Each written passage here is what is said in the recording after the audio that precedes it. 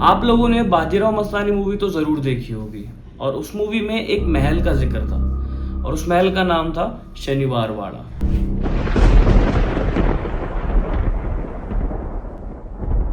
और जब उस मूवी की शूटिंग हो रही थी तो खुद रणवीर सिंह ने ये बात एडमिट करी और स्टेटमेंट में बोली थी कि उनको उस शूट के टाइम पे बहुत सारी अजीबोगरीब चीज़ें महसूस हुई है, दिखाई दी है, सुनाई दी है। सबसे it was the hardest day of set and I was just not getting the scene. और मुझे लगा कि मैं थोड़ा फ्रीक आउट हो गया, कि मुझे लगा कि कुछ अपने सेट पे ना कुछ प्रेजेंस है और मैं इन चीज़ों को मारता नहीं हूँ। और इवन एक टाइम पे तो उन्होंने ये भी बोला था कि उन्हें दीवार पर ऐसा लग रहा था कि एक जो डस्ट होती है ना, वो डस्ट के फिगर में पेशवा का फेस उनको बन के दिखाई दे रहा था। लेकिन मुझे लगा कुछ है और फिर मैंने ऐसे देखा तो काली दीवार पर सफ़ेद मिट्टी के साथ एक चित्र बना हुआ था, जो मेरे जहन में तो पूरा का पूरा पेशवा बाजीराव का चित्र बना हुआ था। उसकी फ़ोटो ली, मैंने पूरे सेट को बुलाया, बोला देखो, और कोई डिनाई नहीं कर सकता था कि एक रिजेम्बलेंस है।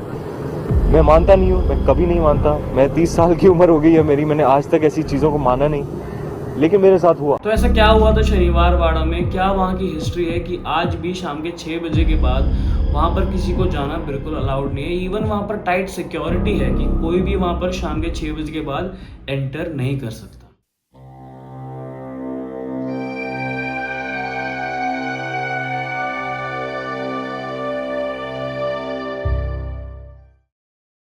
ये कहानी जाती है all the way back to 1773, जब वहाँ पर पेशवा नारायण राव का राज था। और पेशवा नारायण राव पेशवा डायनेस्टी के 10th पेशवा थे और वो सारे पेशवाओं में सबसे यंग पेशवा थे। ये वो अराउंड 16 या 17 साल के वो रहे होंगे। और वहाँ पर सारे लोग ना काफ़ी उनसे जला करते थे कि सब उनकी गद्दी के पीछे पड़े थे, because he was so young. तो हर कोई कोशिश करता था कि किसी तरीके से इनको गद्दी से हटा दिया जाए। और इन सारे लोगों में से सबसे ज़्यादा जो गद्दी के पीछे पड़ा था वो था उनका खुद का चाचा, जिसका नाम था रघुनाथ राव। सो इस कहानी का जो मेन प्लॉट है वो यहाँ से शुरू होता है कि जो रघुनाथ राव थे वो नारायण राव के पेशवाई पे आने से पहले, जब उनके फादर पेशवा थे, उनके पिता राजा थे, तो वो तब से उस गद्दी के पीछे पड़े थे। और ये बात राजा को पता थी कि रघुनाथ राव पेशवाई की गद्दी के लिए कुछ भी कर सकता है।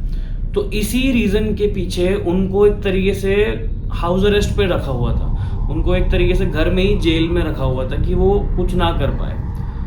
बट जब नारायण राव पेशवा की गद्दी पे आए तो उन्होंने उनको अपनी एक तरीके से जेल से छोड़ दिया, उनकी सज़ा को माफ़ कर दिया। लेकिन रघुनाथ राव से भी ज़्यादा इस बात को लेकर उनकी जो वाइफ थी आनंदी बाई, वो इस बात को लेकर ज़्यादा गुस्से में थी कि इतने सालों तक उनके हस्बैंड को एक तरीके से जेल में रखा हुआ था। सो वो इस बात का बदला लेने के लिए बहुत ज़्यादा, कहते हैं ना, गुस्से में थी। वो चाहती थी कि किसी भी तरीके से नारायण राव को गद्दी से हटा दिया जाए। सो एक दिन रघुनाथ राव और उनकी बीवी आनंदी बाई मिलकर एक प्लान बनाते हैं कि वहाँ पर जो अफगान सोल्जर्स थे, बेसिकली वो पेशवा की वो करते हैं, प्रोटेक्शन करते हैं। और रघुनाथ राव की काफ़ी अच्छी बातचीत थी सोल्जर्स में, कम्युनिटी में। तो उन्होंने एक लेटर लिखा। उस लेटर में ये लिखा कि तुम जाके नारायण राव को पकड़ो और उसे कैद कर लो। और उसके बदले में उन्होंने बोला कि जब हम राजा बनेंगे, मैं पेशवा बनूंगा, तो मैं तुम्हें ज़्यादा सैलरी दूंगा, तुम्हें और ज़्यादा फ्रीडम मिल जाएगी, वगैरह वगैरह चीज़ें उन्होंने प्रॉमिस करी। बट जो उनकी वाइफ थी Anandi by, she was not just satisfied with capturing him. तो उन्होंने क्या दिमाग चलाया वहाँ पे कि जो लेटर था, मराठी में एक वर्ड होता है धरा, धरा मीन्स पकड़ो, पकड़ो उसे। सो उन्होंने धरा को मारा लिख दिया।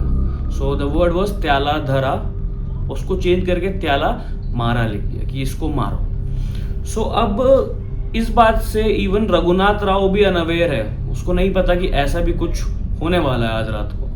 सो वो अपने रूम में थे, वो सो रहे थे और उन्हें एकदम से ना बाहर काफ़ी शोर की आवाज़ सुनाई देती है। तलवारों की जो क्लिंगिंग की नॉइज़ होती है वो सुनाई देती है, मेटल की।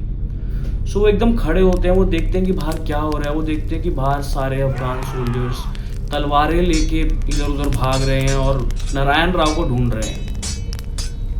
सो एकदम से नारायण राव को पता लगता है, वो अपने कमरे से भागना शुरू करते हैं। ऑफकोर्स वो 16-17 साल के थे, तो वो क्या ही करते हैं इतने सारे सोल्जरों के आगे। तो जैसे होता है ना कि बच्चे को जब कुछ ऑप्शन समझ नहीं आता है वो अपने माँ या बाबा को या फिर किसी भी बड़े को पुकारता है, तो उसके लिए उस टाइम पे सिर्फ उसके चाचा रघुनाथ राव ही उस महल में बड़े थे। तो वो मराठी में एक सेंटेंस चिल्ला रहे थे काफ़ी बार, काका मला वाचवा, काका मला वाचवा, काका मला वाचवा। इसका हिंदी में मतलब होता है कि चाचा मुझे बचाओ, काका मुझे बचाओ। एंड ये जैसे जैसे वो ये चीज़ चिल्ला रहे थे, धीरे धीरे वो पकड़ में आ गए और उन सोल्जर्स ने उनकी हत्या की। So the story right now is कि उस महल में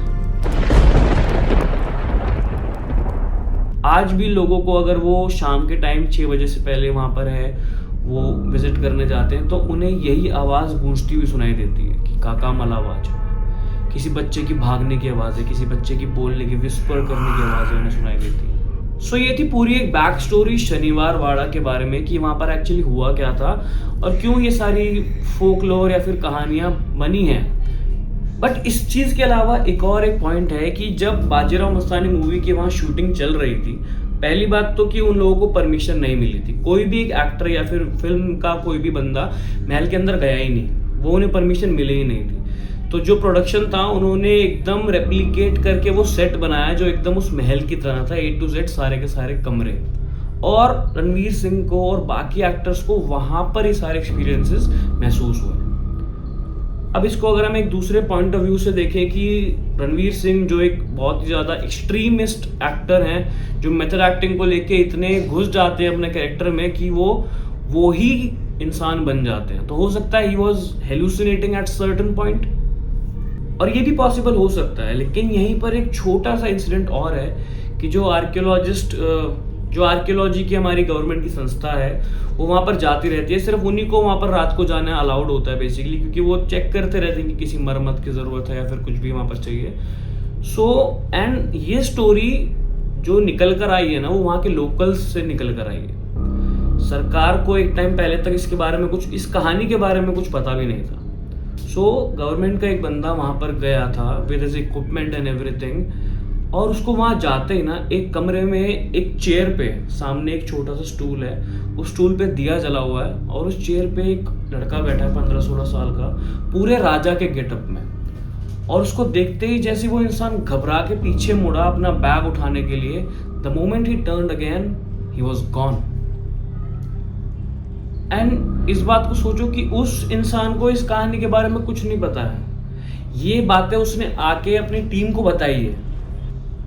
एक कहानी के कितने सारे पहलू यहाँ पर सामने आ रहे हैं, लेकिन मैं इसका कंक्लूजन भी आप लोगों के हाथ में छोड़ता हूँ कि आप लोग किस चीज़ को बिलीव करते हैं। और अगर कोई भी इस वीडियो को पुणे से है जो वो इस वीडियो को देख रहा है, अगर आपको इसके बारे में इन डेप्थ पता है तो प्लीज़ कमेंट सेक्शन में बताना। एंड अगर वीडियो अच्छी लगी हो तो इसको लाइक ज़रूर करना, मेरे चैनल को सब्सक्राइब करे बिना बिल्कुल मत जाना। ये थी आज की कहानी, जल्दी मिलते हैं अगली वीडियो में, तब तक के लिए बाय बाय।